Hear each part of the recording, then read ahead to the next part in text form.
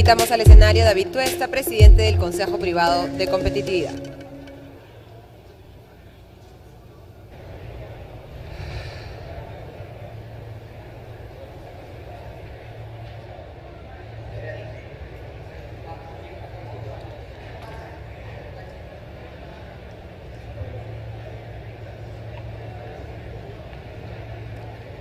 Buenos días.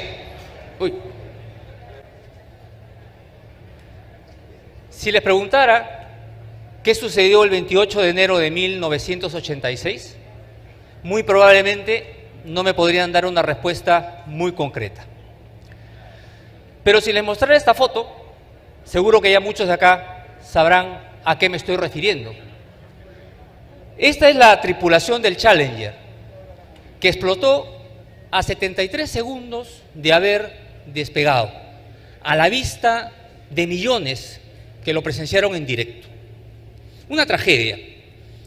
Lo interesante es ver que 9 misiones previas fueron exitosas, pero esta, la última, la fatal, explotó debido a una pieza no adecuada que fue detectada por algunos científicos. Esta advertencia lamentablemente se perdió entre un mar de discusiones, entre confusión respecto a las prioridades, entre confrontaciones. Discusión, confrontaciones, falta de prioridades.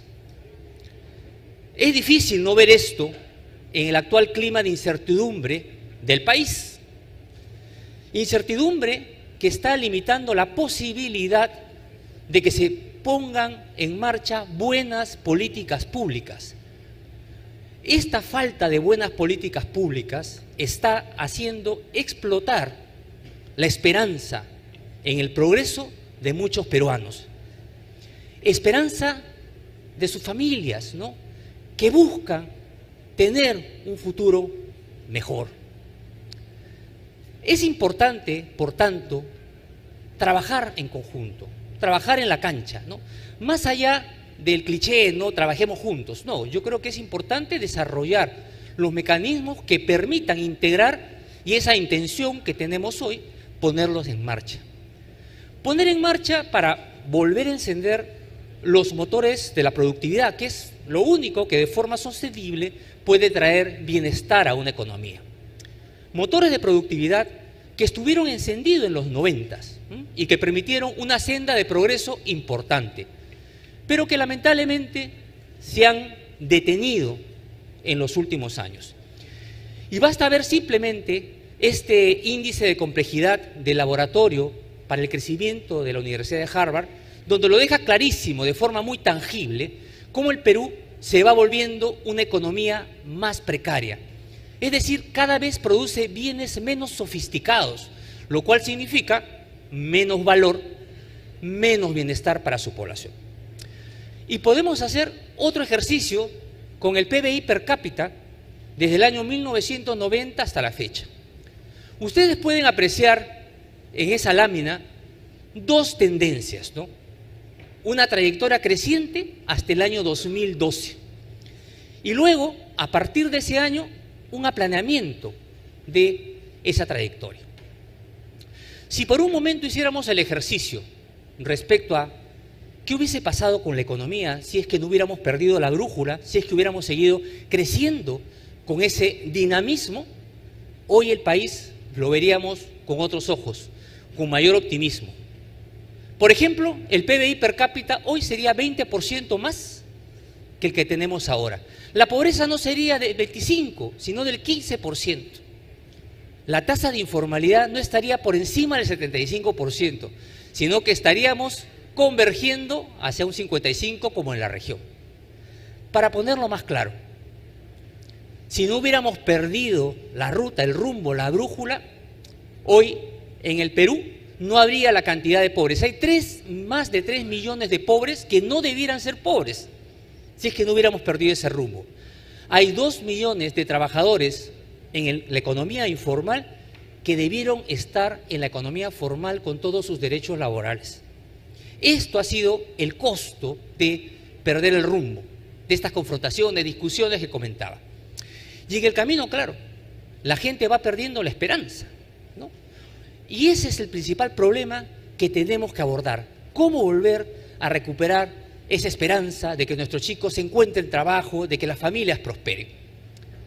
La CADE ha presentado 3 ejes que se han venido discutiendo en estos 3 días y como parte de un trabajo colaborativo que hemos creído importante, los principales think tanks, organizaciones que están abocados en las políticas públicas, a las cuales agradezco su trabajo desinteresado, nos hemos venido reuniendo para compartir perspectivas, propuestas, dejar de ver las cosas de forma separada, empezar a trabajar y ver qué cosas se pueden aplicar y concretar y ponerlas en marcha.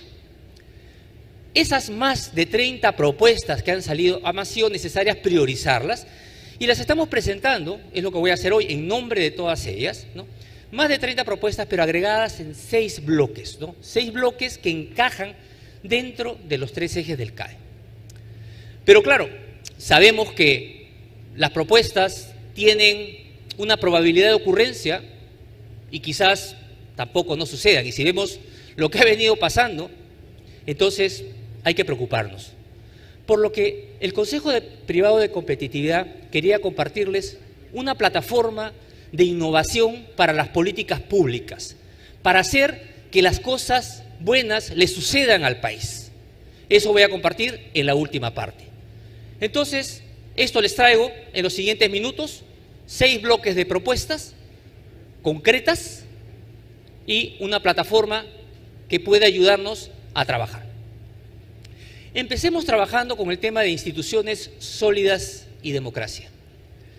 ¿Cuál es el problema acá? Tenemos un sistema político que está impidiendo darle el entregable al ciudadano, ¿no? Y esto es peligroso, ¿no? Ya lo sabemos, ¿no? Se genera un desprestigio sobre el sistema democrático y da espacio a la corrupción. Un círculo vicioso que podemos observarlo de alguna manera en este costo de la corrupción estimado por la Contraloría. 25.000 millones de soles al año. Cuando se ve esto, se entera el ciudadano por las noticias, ¿qué cosa creen que piensa? ¿No? Lo primero que dice es, para esto sirve mi voto, para esto sirve la democracia. Hay que tener mucho cuidado con esta situación, hasta dónde podemos estirar el hilo en las condiciones que estamos observando. Y por tanto, no debería sorprendernos el bajo apoyo que tiene la democracia en el país, más baja que Latinoamérica y cada vez bajando. Y podemos seguir, ¿y cuánto más bajará? ¿Y cuánto más aguantará lo que tenemos? Tampoco debiera sorprendernos que los peruanos se identifiquen como el país más corrupto de Latinoamérica. Ojo, estos son temas de enorme preocupación. Por tanto, lo que estamos proponiendo en este grupo de trabajo es una agenda progresiva para la reforma institucional, teniendo un menú de temas que luego podrán ver en detalle, pero que hay aspectos que ya se han venido discutiendo, como por ejemplo, limitar o evitar la participación de gente no proba en política, ver el tema de la bicameralidad para tener mejores leyes, ver el tema de la reelección de los congresistas para ganar experiencia, ¿no? Y otros temas que dejamos ahí para comentar más adelante. Pero el tema está en que, claro, ¿y esto cómo se pone en marcha? ¿No? ¿Quién tiene la varita mágica, ¿no?, para lograr que alguna de estas reformas empiece a funcionar? Claro, nadie tiene la varita. Pero lo que sí queda claro es que es el Congreso, nuestros parlamentarios actualmente, quien tienen una llave, ¿no?, para empezar a discutir estos temas y priorizar al menos algunos. Porque, como estamos observando, el desprestigio del sistema democrático está en riesgo y puede derivarnos a soluciones radicales que no nos van a llevar a ningún lado. Bloque 2, un Estado que funcione. Acá tenemos un conjunto de propuestas un poquito más amplias, pero partamos señalando dónde estamos en términos del Estado. Ineficiencia, ¿no? Estamos en los últimos puestos en los países más o menos del tamaño que tiene el país y por supuesto en salud, de acuerdo a la prestigiosa revista Lancet, señalando que nuestro sistema también está en estado crítico.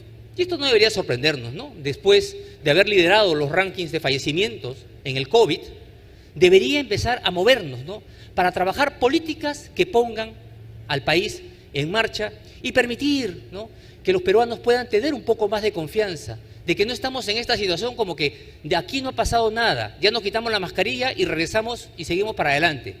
Yo creo que eso es un error. Yo creo que hay que demostrarle a la población que existe un plan para recuperar todo el capital humano perdido.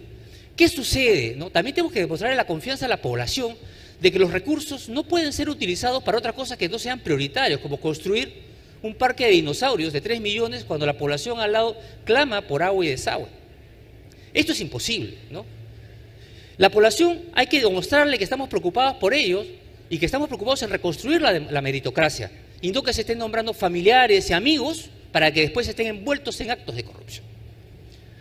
Por tanto, hemos desarrollado un bloque de 3 propuestas para una agenda post-COVID. Esto es importante, hay que tratar de insistirle a buscar la rendición de cuentas del actual gobierno y que nos diga qué cosa está haciendo para fortalecer la atención de salud primaria, que todo el mundo lo dice hace tiempo, pero nadie sabe qué están haciendo y qué se está logrando.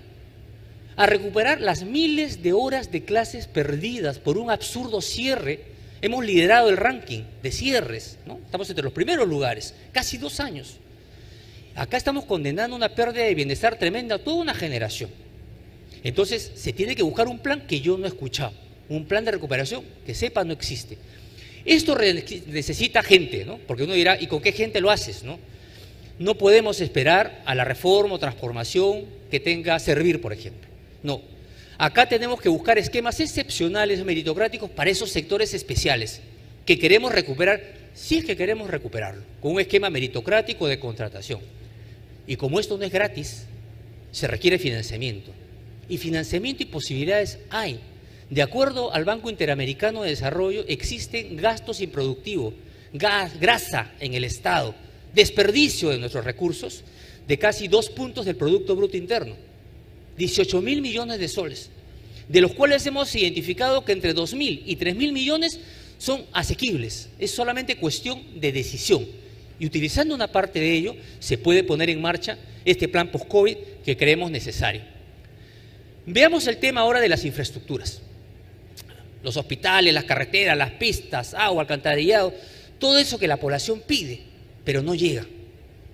Y claro, hemos perdido el rumbo, ¿no? Hemos perdido 2 puntos del Producto Bruto Interno por año en inversión en infraestructura, si es que comparamos con cómo venía la tendencia previamente. Hemos dejado de invertir 4.000 millones de dólares al año, generador acumulado durante ese periodo de 2 millones de empleo. Eso es lo que nos viene costando esta situación. Y lo que hay detrás luego es los sucesos, las anécdotas importantes que al finalmente terminan explicando esto. Cuando uno va a los gobiernos regionales se encuentra que sus presupuestos están llenos de mini obras pequeñitas, como el Parque de los Dinosaurios, o como una piscina de un sitio donde no hay agua, ¿no? Entonces, estamos hablando de 40% del total de proyectos con estas mini obras. Miles, difíciles de gestionar, improductivos completamente. Esto requiere un cambio profundo, porque si no, la situación y el escenario se complica. Las obras no se concretan y las obras paralizadas terminan convirtiéndose en fantasmas, espectros acompañando a la población al lado, diciéndole la indolencia que tiene tu Estado, que no cumple contigo. Y este tipo de cosas abre una cicatriz enorme en la desesperanza y da espacio justamente a estas soluciones radicales que vienen y te dicen, el modelo no existe, cambiemos la Constitución. Y no hay nadie en el medio que intervenga porque no podemos mostrar el delivery, la propuesta, el entregable a la población.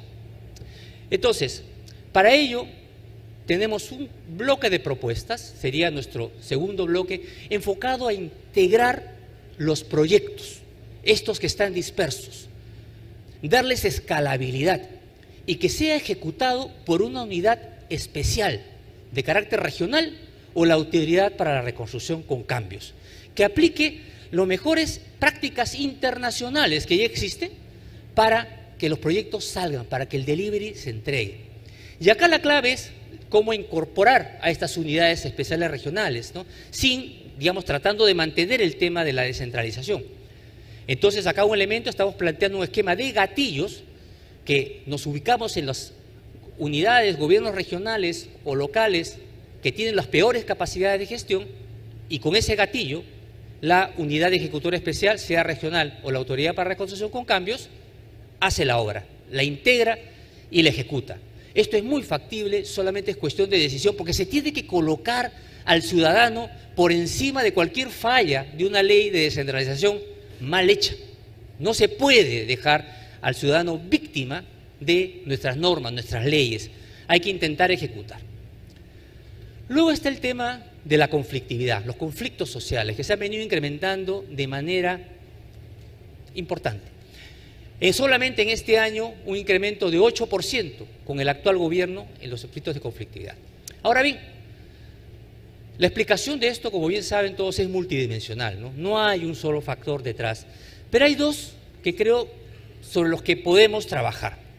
El primero es el de gestión, que de alguna manera se arregla o podemos empezar a trabajar con las propuestas anterior.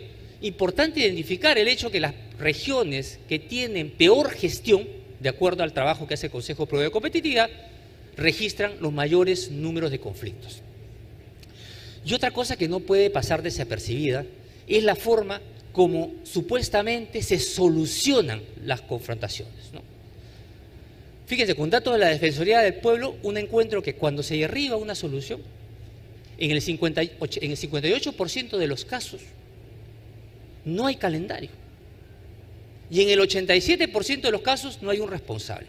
Díganme ustedes, yo le digo, te doy una solución, ¿para cuándo? No sé. ¿A quién le reclamo? Tampoco. Es una estafa. Entonces el pueblo con razón se indigna, ¿no? Y multiplica la situación de conflictividad actual. Entonces, acá también estamos planteando un conjunto de propuestas de intervenciones tempranas, mirando al futuro inmediato. Hacer que la obra llegue a la población antes que vaya, cuando se divisa que va a haber una nueva inversión en el lugar. Empezarles a dar condiciones mínimas, ¿no? Agua, alcantarillado, centro de salud, aquello que se identifique para cada región, de tal manera que genere confianza y la inversión tenga viabilidad. Esto es muy importante. Y nuevamente esto requiere financiamiento. Ya hay una estructura del Fondo de Ayuda Social. Se pueden utilizar recursos de estos gastos improductivos que había comentado, y al mismo tiempo se le requiere dar un marco institucional donde esta unidad, donde se propone la creación de una unidad independiente de seguimiento de estas propuestas, que se haga cargo de responder ante esos problemas de solución de los conflictos y que logre integrarlo con las intervenciones tempranas que se están realizando. Tercer punto, el tercer eje, inversión privada para el progreso. A ver, si pensamos en qué requiere la inversión privada para dinamizarse, pues hay múltiples factores, ¿no? Podemos entrar en mucho detalle, pero al menos creo que hay dos que son muy importantes, ¿no? La primera es la estabilidad macroeconómica. Esto cruza transversalmente, ¿no? En un país con alta inestabilidad, no importa el tipo de incentivos de otro lado que haya, la inversión privada se ve desincentivada de estar. Muy pocas podrán participar. Y el otro tema son las políticas públicas que mejoren la eficiencia del Estado, que no haya distorsiones. Y lo que vemos más bien es que éstas se distorsionan. En el ámbito macro hemos avanzado muchísimo, ¿no? Política monetaria, política fiscal, pero hoy lamentablemente hay una ola de ataques a través de leyes con iniciativa de gastos que han venido por el Congreso, que empieza a complicar la forma, o va a empezar a complicar la forma de la gestión de la política fiscal, más aún con el aval del Tribunal Constitucional. ¿Ok? Entonces ahí es necesario ver qué se puede trabajar. En el campo de las distorsiones hay una en particular que preocupa, que es la del mercado laboral. Un mercado laboral que tiene el problema donde las cargas tributarias son altísimas de acuerdo al BIT, pero la productividad laboral en el Perú es bajísima. Entonces, que se presenta esta brecha, ¿no?, que genera expulsión del mercado laboral hacia el informal. A eso hay que añadirle el hecho de que un empresario de Gamarra tiene que manejar 136 normas laborales y 1.400 páginas. ¿Quién va a querer ser formal con esto, ¿no? Y adicionalmente, tenemos temas de carga, costo. Encima tengo que manejar 1.400 páginas. Y otro tema que nos preocupa es el de la tributación, que no permite el crecimiento, lo penaliza el crecimiento. Entonces, para ello también planteamos un conjunto de medidas por el lado macro para atender este problema de los gastos con iniciativa de gastos, para modularlo. Hay que ver el tema de bicameralidad, esto es más a mediano plazo, ojalá que salga, pero hay temas de corto plazo que pueden funcionar, como por ejemplo, si el Congreso reacciona y se incrementa el número de votos para las leyes por insistencia. ¿De acuerdo? Esto podría ayudar a mitigar en algo el efecto y también trabajar en la calidad regulatoria de las leyes, que vamos a hacer una propuesta más adelante. Y el otro tema tiene que ver con el paquete laboral para la formalización. Y aquí, evidentemente, pues hay que simplificar esas 1.400 páginas, hay que equilibrar el derecho entre contratar y descontratar, pero un tema sobre el cual queremos abordar, hay que tener más detalle, pero sobre el que queremos abordar particularmente es sobre el tributario. Yo creo que es necesario transitar de este esquema por tamaño de empresa, de saltos abruptos, ¿no?, de un tramo a otro que te define pequeña, grande, y transitar a un esquema de tasas marginales por ingresos, que empiecen desde abajo y que no penalicen este crecimiento necesario para generar productividad de nuestras pequeñas empresas y para que puedan empezar a absorber a los trabajadores en el mercado formal. Esto es muy importante. Claro, pero se necesitan buenas leyes, ¿no? Eso cruza transversalmente a todo. En el Consejo Privado de Competitividad hicimos un análisis de los proyectos de ley de la Comisión de Economía y de Defensa del Consumidor. ¿Qué observamos? Malas leyes, ¿no? Casi todas. Entonces lo que proponemos acá es la creación de una oficina de racionalidad y calidad regulatoria con independencia, con solvencia técnica y que pueda abordar estos problemas con transparencias a la población, diciéndole cuáles son las leyes buenas y las leyes malas. Esto podría ayudar también a mejorar esta calidad.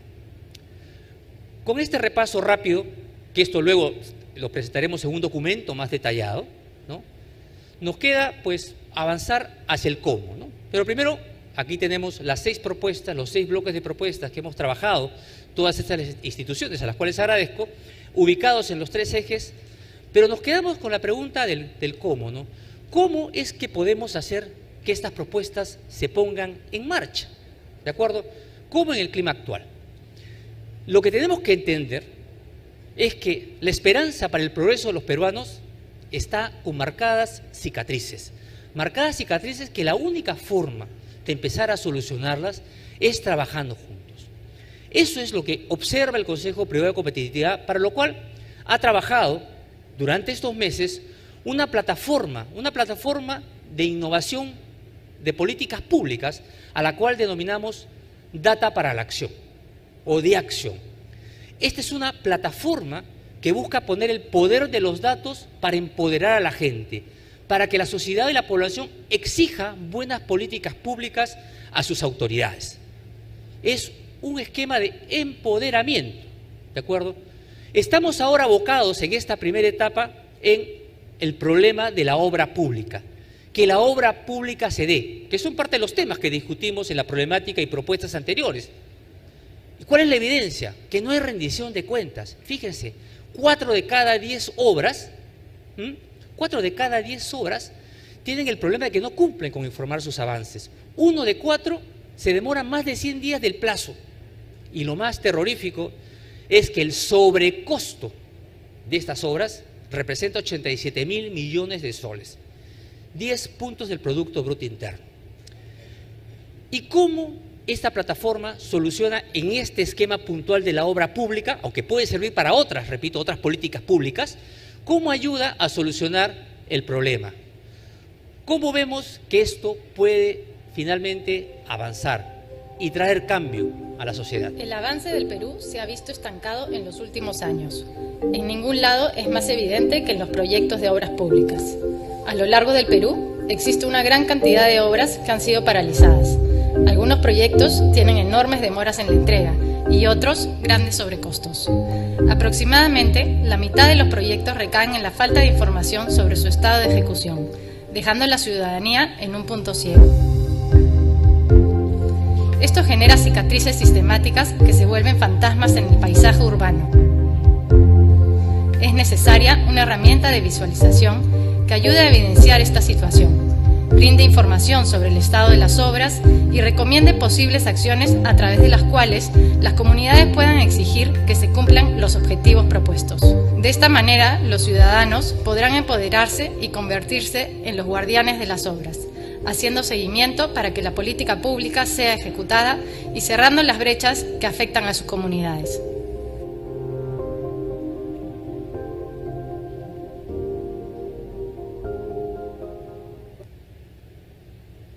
Esta es la plataforma que estamos trabajando, Data para la Acción. Estamos trabajando con información granular, detallada de todos los niveles de región, gracias a una colaboración que tiene el Consejo Privado de Competitividad con el Ministerio de Economía y Finanzas. Tenemos un detalle, toda la información desagregada, gracias a nuestros expertos, la estamos trabajando, depurando, para ponerle a la población esta información y que pueda reaccionar. Esta consta de 4 módulos, ¿no? Un primer módulo es el de centralizar toda esta información dispersa. La segunda busca que la población pueda visualizar el problema, reaccionar, abrir los ojos, saber quién es el responsable, a quién tienen que reclamar y la magnitud de la importancia de esa obra importante. Luego viene la etapa de identificación, que la población haga suyo, no que yo se lo diga, ni que se lo diga el Consejo Privado de Competitividad, no, que ellos entiendan y se empoderen. Y ese empoderamiento que viene en la cuarta etapa debe derivar en un reclamo, una acción y que la obra suceda. Ahora, esto que le estoy comentando no es teoría. Ya tenemos algunas cosas que mostrarle, unos logros tempranos. Ya hemos trabajado gran parte de esta etapa y lo que hemos conseguido, fíjense, estamos trabajando los equipos, haciéndose, apropiando de las obras, la sociedad civil en conjunto, y gracias a la presidenta de la Mesa para la Concertación de la Lucha contra la Pobreza, se ha logrado un acuerdo firmado del alcalde electo, en este caso en Arequipa, Roel Sánchez, para cumplir con las obras. Él tiene con nombre y apellido cuáles son las obras a las cuales él tiene que impulsar. Antes de los mini proyectos, antes de cualquier parque de dinosaurios, él tiene que trabajar las obras comprometidas que va a cambiarle la vida a la población. Esto es un hito. Este acuerdo, simplemente que un gobernador se comprometa con nombre y apellido las obras a las cuales se va a vigilar, es un hito. Y estamos trabajando, hasta la firma del alcalde, del gobernador regional. Estamos trabajando en otras regiones. Vamos a empezar ya con Puno, con Apurímac, y tenemos pensado trabajar con alguna región adicional.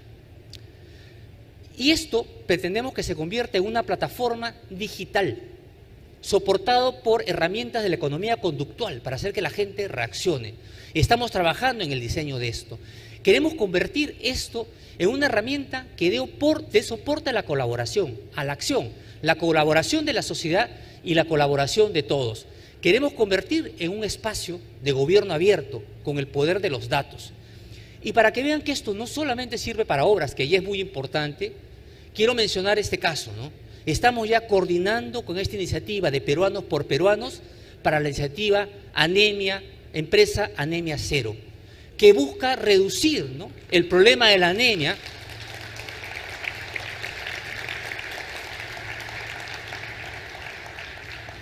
llevarlo a ser un problema que enfrenta el 40% de los niños de 3 años, de menores de 3 años, ¿no? Queremos incorporar a la plataforma para poner ese otro ingrediente de la acción ciudadana para acelerar, ¿no?, los resultados. Y esto pueden pensarlo ustedes para otras iniciativas, inclusión financiera, educación financiera, programas de lucha contra la pobreza. Todo buscamos incorporar en esta plataforma y los invitamos a participar. Queremos que formen parte de esta propuesta de valor, de un sistema corporativo que haga protagonista al ciudadano para que el cambio en las políticas públicas suceda. Y déjenme presentar una última reflexión ya para acabar, ¿no? Tenemos las recetas, tenemos las soluciones, ya hemos visto muy bien detalladas. El problema, como hemos dicho, es que ¿cómo hacemos que esta suceda? Entendamos que somos más de 33 millones de peruanos en distintas condiciones y nos duele ver sufrir a los peruanos que no pueden enrumbarse al progreso. Nos suele doler, ¿no?, cuando los vemos que se demoran 6 horas en llegar a un hospital y que de repente no los van a atender, o que no tienen agua, alcantarillado, o no tienen agua en condiciones, que no tienen seguridad. Y uno va al político, a la autoridad, y no te soluciona el problema o no te soluciona a tiempo. Este problema, este problemón que se llama Perú nos duele a todos, pero sabemos que también somos una posibilidad. Y esa posibilidad solo puede ser alcanzado hoy, dado que los políticos, las autoridades no reaccionan como tienen que reaccionar, empoderando a la población para la acción, y tenemos que trabajar todos. Tenemos que hacer de lo público una tarea de todos, porque solo así tendremos el país que soñamos. Muchas gracias.